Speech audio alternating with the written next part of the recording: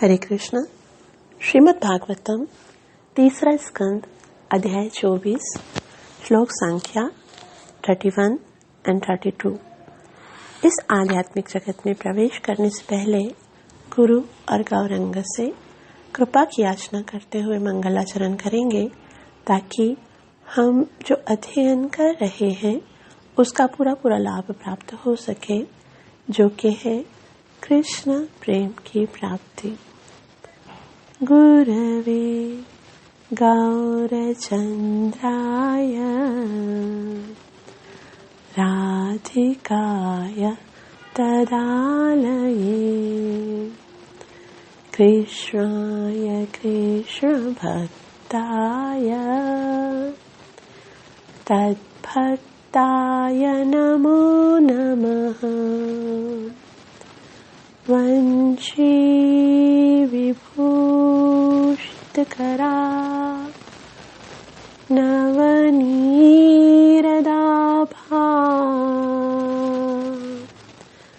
पीताम्बर धरुणबिम्बफला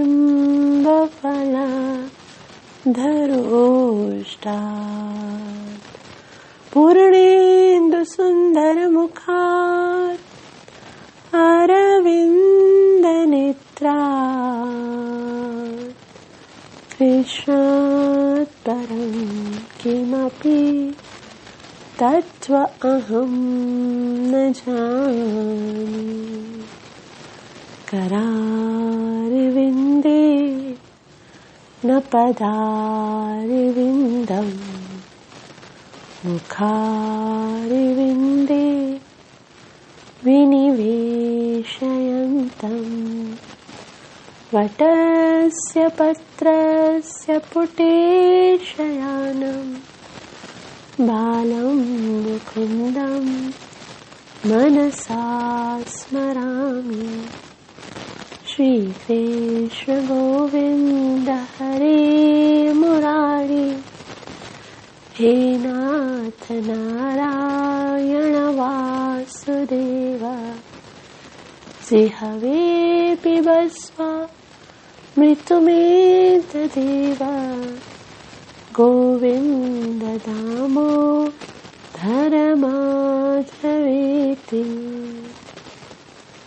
नारायणं नमस्कृत्य नरं चैव नरोत्तमं दैवीं सरस्वतीं व्यासं ततो जयमुदीरये। नष्टप्रायेषु अभद्रेषु नित्यं भागवत सेवया भगवती उत्तमश्लोके भक्तिरभवति नैष्टिकी। पञ्चतत्त्वात्मकं कृष्णं भक्तरूपस्वरूपकं भक्तावतार भक्ताख्यं नमामि भक्तशक्तिकम्। जय श्री कृष्ण चैतन्य प्रभु नित्यानंदा श्री अद्वैत गदाधर श्रीवासदि गौर भक्तवृंदा। हरे कृष्ण कृष्ण कृष्ण हरे हरे हरे राम राम राम हरे हरे। ग्रंथराज श्रीमद् भागवतम महापुराण की जय। तीसरा स्कंद अध्याय 24 जिसका शीर्षक है कर्दम मुनि का वैराग्य। अब तक हमने पढ़ा कर्दम मुनि ने अपनी 9 कन्याओं का विवाह 9 विभिन्न ऋषियों के साथ किया। उसके उपरांत एक दिन एकांत में वे कपिल देव की आराधना करते हुए उनको उनके ऐश्वर्य का वर्णन करते हुए, उनकी शक्तियों का वर्णन करते हुए उनकी स्तुति करते हैं और बताते हैं कि ये आपकी असीम अनुकंपा है। हम जैसे मूढ़ गृहस्थी हैं जो कि सदैव ग्रस्त कार्यों में लगे थे। मैं केवल अपनी पत्नी की मनोकामना पूरी करने के लिए आनंद विहार कर रहा था, विमान में बैठकर, और इस तरह से गृहस्थ ही को भोग रहे थे। मैं कोई यति नहीं, मैं कोई सन्यासी नहीं, मैं कोई दीर्घकालीन तपस्या करने वाला साधु नहीं, साधारण सा मनुष्य, साधारण सा गृहस्थ में लगा हुआ। और आपकी इतनी असीम अनुकंपा है कि आपने मेरे घर पे पुत्र बनकर आना स्वीकार किया। आपने स्वयं वाक्य अमृतम कर्तुम, आपने अपने वाक्य को सच करने के लिए मेरे घर पे अवतीर्ण सी मेघरी है, मेरे घर पे आपने जन्म लिया है। और ये मेरा बहुत बड़ा सौभाग्य है। मेरे अंदर कोई ऐसी योग्यता नहीं है कि आपने मुझे अपना पिता बनकर इस संसार में आना स्वीकार किया। वास्तव में भक्तों, ये मनुष्य का एक सबसे बड़ा सौभाग्य है कि वो भगवान के साथ संबंध जोड़ सकता है। केवल मनुष्य ही ऐसी भावना रखता है कि वो भगवान के साथ संबंध जोड़ सकता है, क्योंकि मनुष्य ऐसा नहीं है कि भगवान के साथ संबंध केवल उस समय ही जोड़ा जा सकता है जब भगवान का अवतार हो। मनुष्य यदि चाहे तो आज भी भगवान के साथ पुत्र संबंध, पिता पुत्र का संबंध जोड़ सकता है। घर में हम भगवान को लेकर आ सकते हैं, भगवान की स्थापना करके उनके साथ हम जिस भाव में रहे, मतलब भगवान तो हमारे हर भाव को स्वीकार करते हैं, चाहे हम उन्हें वात्सल्य भाव से प्रेम करें, चाहे सखा भाव से प्रेम करें, चाहे माधुर्य भाव से प्रेम करें। इसलिए जीव को जब मनुष्य योनि प्राप्त होती है तो उसका सबसे बड़ा बेनिफिट ये होता है कि वो भगवान के साथ संबंध जोड़ सकता है, वो भगवान से प्रेम कर सकता है, भगवान की सेवा कर सकता है। ये जीव का सबसे बड़ा सौभाग्य है। जीव चाहे किसी भी योनि में रहे तो सेवा तो उसे करनी है, प्रेम तो उसे करना है, लेकिन मनुष्य जीवन में आने के बाद उसे अपने वास्तविक प्रीतम की सेवा करने का अवसर मिलता है। इसलिए हमें हर समय अवसर ढूंढना चाहिए कि कभी मुझे कृष्ण की सेवा करने का अवसर मिले।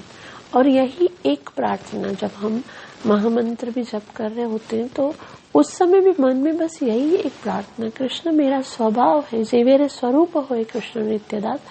मेरा स्वभाव तो दास ही है, लेकिन मैं माया के वशीभूत होकर, तुमसे बहुत दूर होकर माया की सेवा करने में लगा हुआ हूँ, तो कृपया मुझे अपनी सेवा में लगाओ। तो कर्दम मुनि कहते हैं ये हमारा बहुत बड़ा सौभाग्य है कि आपके पुत्र रूप में आप हमारे घर पे आए। और आगे भगवान की बहुत ही सुंदर स्तुति करते हुए वे कहते हैं, तान्येव तेभिरूपाणि रूपाणि भगवंस्तव यानि यानि च रोचन्ते स्वजना नाम रूपिण। तान्येव तेभिरूपाणि, तान यानी वे, एव सचमुच, ते यानी तुम्हारे या आपके अभिरूपाणी अनुकूल रूप में। तो भगवान को बताते हैं कि अभी तो आप कपिल मुनि के रूप में हमारे घर पे आओ, लेकिन आपके बहुत सारे विभिन्न प्रकार के रूप हैं। तान्येव तेभिरूपाणि रूपाणि भगवंस्तव, वो सब हे भगवान, वो सब आपके रूप हैं। जैसे हम जानते हैं कि भगवान हर एक युग में एक अलग अलग अवतार में आते हैं, कभी मत्स्य, कभी कच्छप, कभी कौरम, कभी वराह, कभी नरसिंह। तो भगवान अलग अलग रूपों में आते हैं। उन समस्त रूपों की स्तुति करते हुए वे कहते हैं, तान्येव तेभिरूपाणि रूपाणि भगवंस्तव। ऐसा ब्रह्म संहिता में भी ब्रह्मा जी बताते हैं, रामादिमूर्तिषु कलानियमेन तिष्ठन् नानावतारमकरोद्भुवनेषु किन्तु कृष्णः स्वयं समभवत् परमपमान्य। कि राम, नरसिंह, वराह आदि भगवान के बहुत सारे रूप हैं, परंतु कृष्ण स्वयं समभवत्। कृष्ण का जो स्वरूप है, ब्रह्मा जी कहते हैं, वो स्वयं भगवान का स्वरूप है। भगवान को यदि अपने घर में देखना हो, जैसे भगवान अलग अलग लीला करते हैं, अलग अलग स्वरूप धारण करते हैं, लेकिन भगवान गोलोक वृंदावन धाम में अपने घर में यदि किस स्वरूप में रहते हैं तो वो कृष्ण स्वरूप में रहते हैं। भगवान का रियल स्वरूप क्या है? वेणुं क्वाणंतम अरविंद दलायताक्षम, द्विभुज हैं, 2 हाथों से बांसुरी पकड़ते हैं और कमल के पंखुड़ियों जैसे उनके नेत्र हैं और अपने मस्तक पर मोर पंख लगाते। तो असली भगवान का रूप अगर देखना हो तो कौन सा है? कृष्ण स्वयं समभवत् परम पुमा। इसका मतलब ये नहीं कि भगवान के दूसरे रूप नकली रूप है। भगवान के पास नकली कुछ नहीं होता है। भगवान का जो भी स्वरूप होता है, जो भी लीला होती है, वो चिन्मय होती है, वो इटर्नल होती है।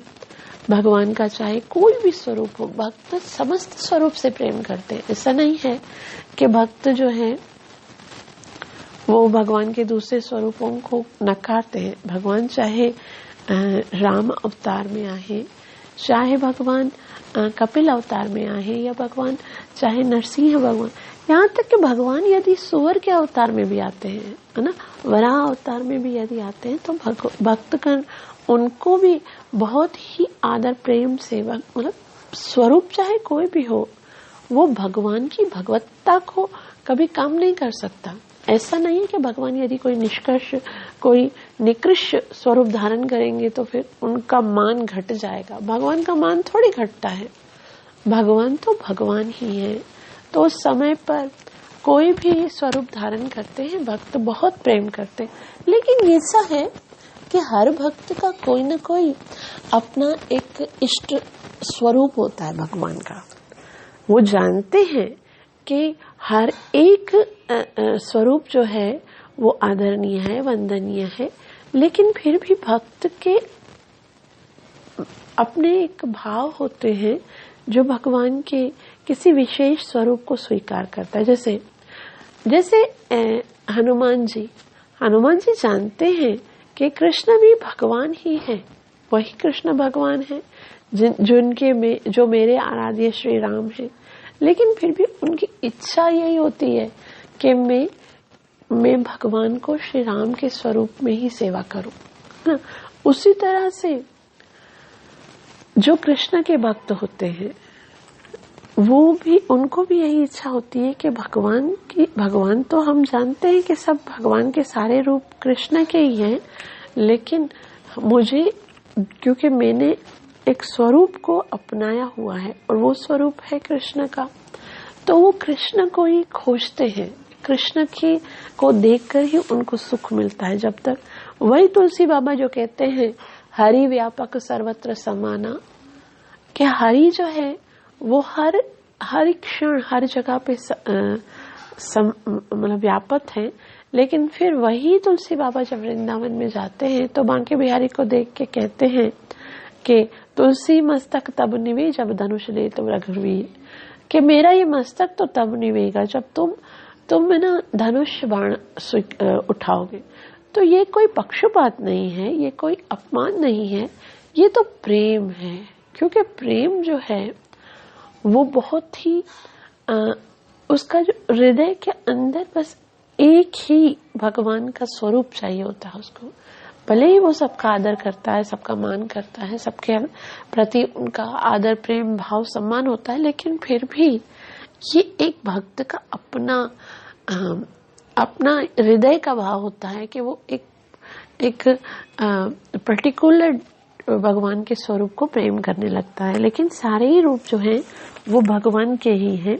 यानी यानी च रोचन्ति स्वजना नाम रूपणी, यानी स रोचन्ति, यानी मतलब जो च रोचन्ति अच्छे लगते हैं, स्वजना नाम अपने भक्तों को, अरूपणी अब यहाँ पर बता अरूपणी मतलब ये यहाँ पर 2 बातें बताइए, तान ये व ते भी रूपाणी भगवान स्तवा, कि सारे रूप भगवान के हैं।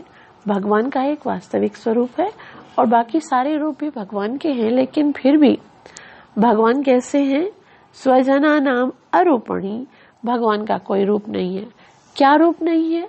जो भौतिक शरीर जिसको हम समझते हैं, ये जो हमारा भौतिक शरीर है वो किससे बना है? पंच महाभूत से बना है। पंच महाभूत से बना हुआ है। महाभूत कौन से हैं? पृथ्वी, जल, अग्नि, वायु और आकाश। तो ये पंच जो महाभूत हैं वो पर्याप्त मात्रा में भगवान ने बना दिए हैं, है ना। वायु पर्याप्त मात्रा में, पर्याप्त मात्रा में पृथ्वी है, जल है।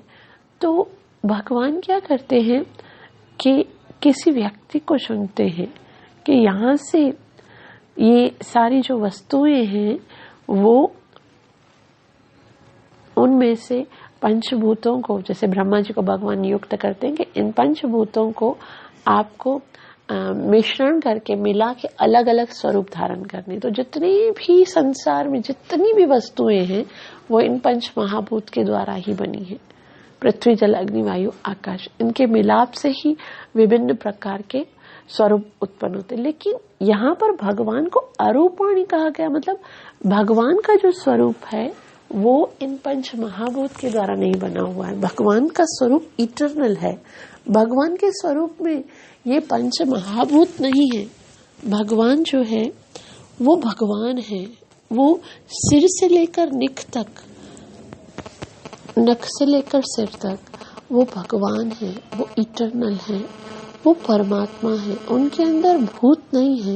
ये जो हमारे अंदर महाभूत है, देह और देही का कोई अंतर नहीं है। इसलिए भगवान को अरूपाणी यानी बिना भौतिक रूप के कहा जाता है। इसलिए कुछ लोग जो हैं वो भगवान को समझ नहीं पाते, इससे भगवान को निराकार कह बैठते हैं। भगवान निराकार नहीं है, भगवान का आकार है, भगवान का स्वरूप है, मगर वो हमारी तरह भौतिक नहीं है। अनुवाद: हे भगवान, यदि आपका कोई भौतिक रूप नहीं है किंतु आपके अपने ही अनंत रूप हैं, वे सचमुच ही आपके दिव्य रूप हैं और आपके भक्तों को आनंदित करने वाले हैं। श्रीला प्रभुपाद की जय। श्रीला प्रभुपाद जी कहते हैं, ब्रह्म संहिता में कहा गया है कि भगवान तो एक ही परम पुरुष हैं, किंतु उनके अनंत रूप हैं। अद्वैतम अच्युतम अनादिम अनंत रूपम आद्यम पुराण पुरुषम नव यौवनम च वेदेषु दुर्लभम दुर्लभम आत्म भक्तो। तो ब्रह्मा जी ऐसे बताते हैं कि भगवान के बहुत सारे स्वरूप हैं, अनंत रूपम। भगवान आदि रूप हैं, किंतु फिर भी उनके नाना रूप हैं। ये विविध रूप उनके अनेक प्रकार के भक्तों की रुचियों के अनुसार प्रकट होते रहते हैं। कहा जाता है कि एक बार भगवान रामचंद्र के परम भक्त हनुमान ने कहा कि लक्ष्मीपति नारायण तथा सीताराम एक ही हैं और सीता तथा लक्ष्मी में कोई अंतर नहीं है, किंतु स्वयं उन्हें भगवान राम का रूप अधिक प्रिय था। इसी प्रकार कुछ भक्त श्री कृष्ण के आदि रूप की पूजा करते हैं। जब हम कृष्ण कहते हैं तो हम न केवल कृष्ण वर्ण भगवान के सभी रूपों राम, नरसिंह, वराह, नारायण आदि का उल्लेख करते हैं। दिव्य रूपों की ये किस्में एक साथ विद्यमान है। ब्रह्म संहिता में भी इसका उल्लेख है। रामादि मूर्ति शुक्ला नियमेन तिष्ठान नानावतारम करो भुवनेषु किंतु कृष्ण स्वयं समभवत् परमापुमन्यो गोविंदमां शांतमहं भजामि। वे पहले से नाना रूपों में विद्यमान हैं। रामादि मूर्ति शुक्ला नियमेन तिष्ठान नानावतार, किंतु इनमें से कोई भी रूप भौतिक नहीं है। श्रीधर स्वामी ने टीका में की है कि अरूपाणी अर्थात रूप विहीन, वास्तव में बिना भौतिक रूप के लिए प्रयुक्त है। रूप विहीन वास्तव में बिना भौतिक रूप के लिए प्रयुक्त है। भगवान के रूप होता है, अन्यथा यहाँ पर क्यों लिखा जाता? तान्येव तेभि रूपाणि रूपाणि भगवंस्तव। आपके अपने रूप हैं, किंतु वे भौतिक नहीं है। आपके भौतिक दृष्टि से कोई रूप नहीं है, किंतु आध्यात्मिक तात्विक दृष्टि से आप नाना रूपों वाले हैं। मायावादी दार्शनिक भगवान के इन दिव्य रूपों को नहीं समझ सकते। अतः निराश होकर परमेश्वर को निराकार मानते हैं। किंतु तथ्य यह नहीं है, जब भी कोई रूप होता है तो व्यक्ति भी होता है। वैदिक साहित्य में अनेक बार भगवान को पुरुष कहा गया, जिसका अर्थ है आदि रूप, आदि भोक्ता।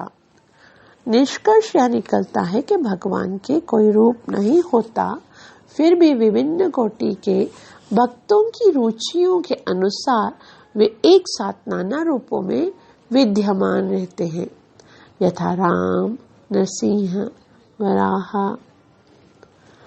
और नारायण तथा मुकुंद। ऐसे हजारों लाखों रूप हैं, किंतु वे सभी विष्णु तत्व यानी कृष्ण हैं। श्रील प्रभुपाद की जय। उसके बाद कर्दम मुनि कपिल देव को उनके ऐश्वर्य के विषय में उनकी स्तुति करते हुए कहते हैं, त्वं भूरिभिस्तत्त्व बुभुत्स याधा सदा विवादात् हरणपादपीठम् ऐश्वर्य वैराग्य यशोवबोध वीर्यश्रयापूर्तमहं प्रपद्ये। त्वां सूर्य भी मतलब जो बहुत ही परम साधु हैं, जो बहुत भगवान के शुद्ध वैष्णव हैं, उनको त्वां यानी आपको वे कहते हैं त्वां सूर्य भी विस्तत।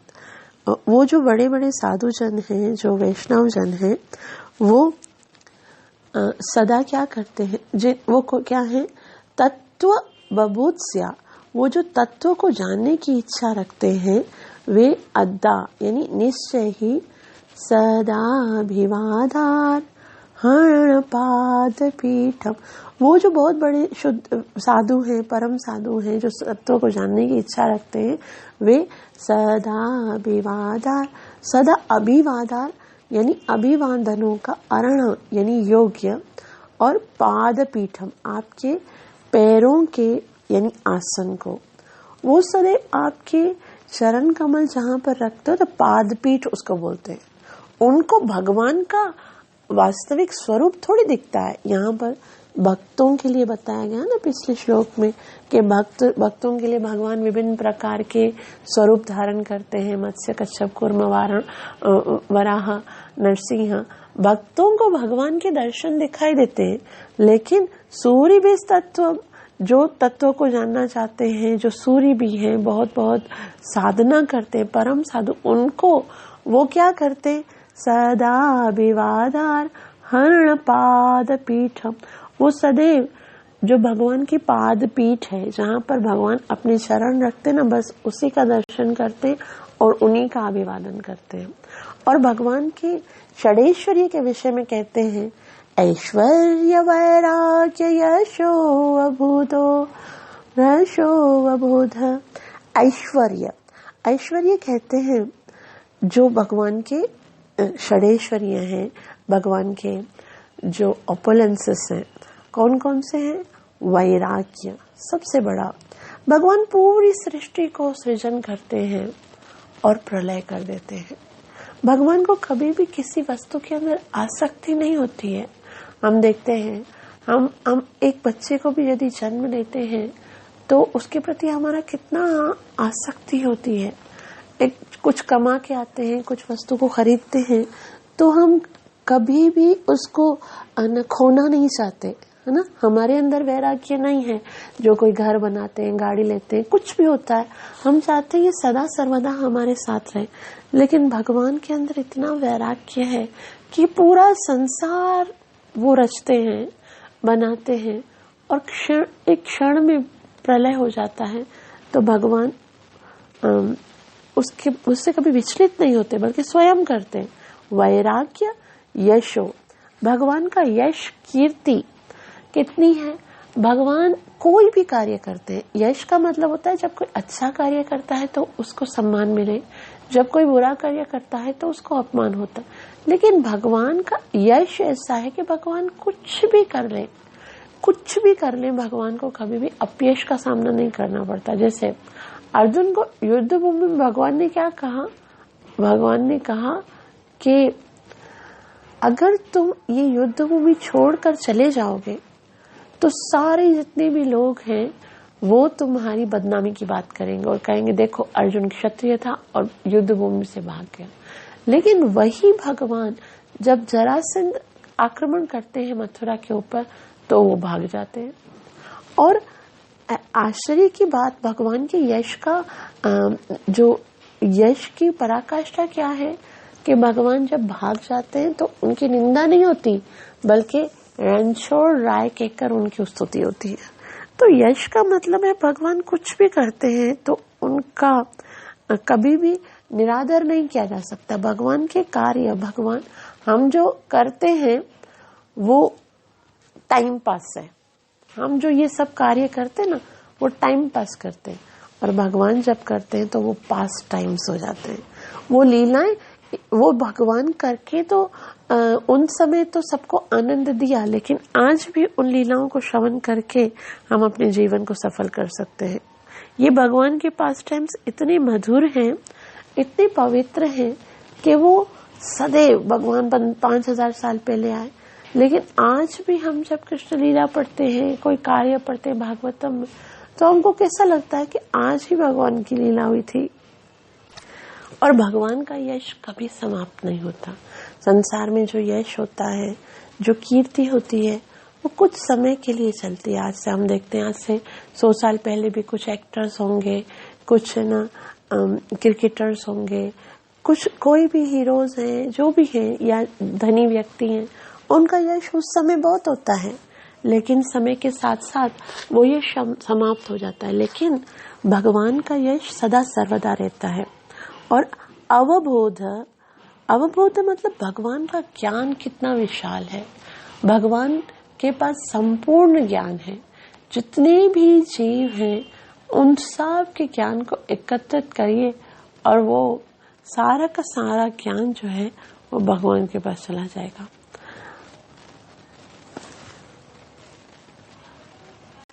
मतलब जितने भी लोग हैं, जितने भी जीव हैं, उनके अंदर जो ज्ञान है वो भगवान नहीं दिया। भगवान कहते बुद्धिर बुद्धिमतामस्मि। तो हम देखते हैं कि संसार में कोई साइंटिस्ट हैं, कोई इन्वेंशंस करते हैं, तो हमको लगता है कि भाई ये कितना बुद्धिमान है, ये कितना बुद्धिमान है। लेकिन ये बुद्धि आती कहाँ से? वो परम बुद्धिमान भगवान से आती। अवबोध, भगवान के अंदर इतना ज्ञान है। भगवान के अंदर वीर्य माना भगवान की इतनी शक्ति है। कितनी शक्ति है? भगवान जब छोटे से होते हैं और वो इतनी विशाल पूतना को वो किसी हथियार से नहीं बल्कि दूध पी के ही मार डालते हैं। भगवान की शक्ति का क्या कहना चाहिए कि भगवान इस पूरे ब्रह्मांड को एक क्षण में सिर्फ भ्रुकुटी हिलाकर प्रलय कर सकते हैं। भगवान फिर भी भगवान अपने भक्तों के लिए विभिन्न प्रकार की लीलाएं करते हैं। 7 दिन तक वो अर्धन उठाते हैं। तो भगवान की अपार शक्ति है। और वीर्य के बाद है श्रेय, भगवान का सौंदर्य। भगवान के अंदर वो सुंदरता है कि सुंदरता के जो देवता हैं वो भी जब भगवान को देखते हैं तो भी वो भी मूर्छित हो जाते हैं। और ये सब कैसा है भगवान के पास? वीर्य श्रेया पूर्तम मतलब भगवान के पास परिपूर्ण मात्रा में है। यूं तो संसार में भी हम देखते हैं कुछ लोगों के पास ज्ञान है, कुछ लोगों के पास सौंदर्य है, कुछ लोगों के पास शक्ति है, कुछ लोगों के पास वैराग्य है, लेकिन वो क्या है? एक लिमिटेड सीमा तक है। कोई ये नहीं कह सकता कि मेरे पास संपूर्ण ज्ञान है, संपूर्ण यश है, संपूर्ण सौंदर्य, संपूर्ण वैराग्य। कोई भी ऐसा नहीं कह सकता। लेकिन भगवान के पास क्या है? पूर्णतम अहम प्रपद्ये। भगवान को कर्दम मुनि कहते हैं कपिल देव को, क्योंकि आपके पास तो ये समस्त ऐश्वर्य परिपूर्ण मात्रा में है, इसलिए अहम प्रपद्ये, मैं आपके चरण कमलों में शरण ग्रहण करता हूँ, मैं अपने आप को आपके समर्पित करता हूँ। अनुवाद देखिए। हे भगवान, आपके चरण कमल ऐसे कोश के समान हैं जो परम सत्य को जानने के इच्छुक बड़े बड़े ऋषियों मुनियों का सदैव आदर प्राप्त करने वाला है। अब ऐश्वर्य, वैराग्य, दिव्य यश, ज्ञान, वीर्य और सौंदर्य से ओतप्रोत है, अतः मैं आपके चरण कमलों की शरण ग्रहण करता हूँ। तात्पर्य श्रीला प्रभुपाद द्वारा। श्रीला प्रभुपाद की जय। श्रीला प्रभुपाद जी कहते हैं, असल में जो परम सत्य की खोज में लगे हैं उन्हें पूर्ण पुरुषोत्तम भगवान के चरण कमलों की शरण ग्रहण करके उनकी पूजा करनी चाहिए। जो भगवान को खोज रहे हैं उनको क्या करना चाहिए? भगवान की शरण ग्रहण करनी चाहिए और भगवान की पूजा करनी चाहिए। उससे क्या होगा? यदि हम भगवान की शरण ग्रहण करते हैं, यदि हम भगवान की पूजा करते हैं, तो ही भगवान हमारे सामने स्वयं को जाहिर करेंगे। अगर हम भगवान की खोज करते रहेंगे और प्रैक्टिकली भगवान की सेवा नहीं करेंगे, तो क्या हमारी इंद्रियों में हमारी शक्ति इतनी है, हमारी बुद्धि इतनी है कि हम भगवान को जान सकें, भगवान के विषय में जानना बहुत बहुत कठिन है। हर कोई भगवान को समझ नहीं सकता। और इसीलिए श्री रूप गोस्वामी कहते हैं, अतः कृष्ण नाम बाधी न भवेद ग्राह्य में इंद्रिय। हमारी इंद्रियां इतनी तुच्छ हैं, इतनी लिमिटेड हैं कि संसार को ही नहीं समझ पाती, तो बोला भगवान को क्या समझेंगी। इसलिए क्या करना है? साइवान मुख्य ही जिह्वा दो स्वयं वसुफूर्त्यदा। भगवान की जिह्वा से सेवा करनी, अर्थात भगवान के पवित्र नाम का जप करना है। हरे कृष्ण कृष्ण कृष्ण हरे हरे, हरे राम राम राम हरे। और भगवान को अर्पण किए हुए प्रसादम को सेवन करना है। फिर क्या होगा? स्वयं एवं सुफूर्त्यदा, भगवान स्वयं को हमारे सामने प्रकट कर लेंगे। श्रील प्रभुपाद जी कहते हैं, असल में जो परम सत्य की खोज में लगे हैं उन्हें पूर्ण पुरुषोत्तम भगवान के चरण कमलों की शरण ग्रहण करके उनकी पूजा करनी चाहिए। श्रीमद् भगवत गीता में भगवान ने अर्जुन को कई बार सलाह दी है कि उनकी शरण में आवे। विशेष रूप से 9वें अध्याय के अंत में वे कहते हैं, मन मना भव मद भक्तो मध्याजी माम नमस्कुरु मामे वैश्य सत्यम ते प्रतिजाने प्रियोसि में। यदि तुम सिद्ध बनना चाहते हो, हरे कृष्ण सलाह दी है कि वह भगवान की विशेष रूप से 9वें अध्याय में कहा, मन मना भव मत भक्तो। यदि तुम सिद्ध बनना चाहते हो तो सदैव मेरा स्मरण करो, मेरे भक्त बनो, मेरी पूजा करो और मुझे ही नमस्कार करो। इस प्रकार तुम मुझ भगवान को जान सकोगे और अंत में मेरे पास, मेरे धाम को वापस आ सकोगे। ऐसा करो है तो भगवान सदैव 6 ऐश्वर्यों के ऐश्वर्य से युक्त रहते हैं। क्या है वो? धन, वैराग्य, यश, ज्ञान, वीर्य तथा रूप। मूर्तम शब्द का अर्थ है पूर्णतया, पूर्णतम। यहाँ लास्ट में लिखा हुआ है ना, जो वीर्य पूर्णतम अहम प्रपद्ये। पूर्णतम का मतलब होता है कंप्लीट। कोई ये दावा नहीं कर सकता कि सारी संपत्ति उनकी है, किंतु श्री कृष्ण ऐसा कह सकते हैं क्योंकि वे सर्व ऐश्वर्य संपन्न है। इसी प्रकार वे ज्ञान, वैराग्य, वीर्य तथा रूप से भी परिपूर्ण है। वे प्रत्येक वस्तु से युक्त है, उनसे कोई पार नहीं पा सकता है। श्री कृष्ण का एक अन्य नाम असमोर्ध्व है, जिसका अर्थ है कि कोई भी ना तो उनके समान है और ना ही बड़ा चना, न तत्समच अधिको कुतुन्यो। उनके समान कोई नहीं है तो उनसे बढ़कर भला कोई कौन हो सकता है।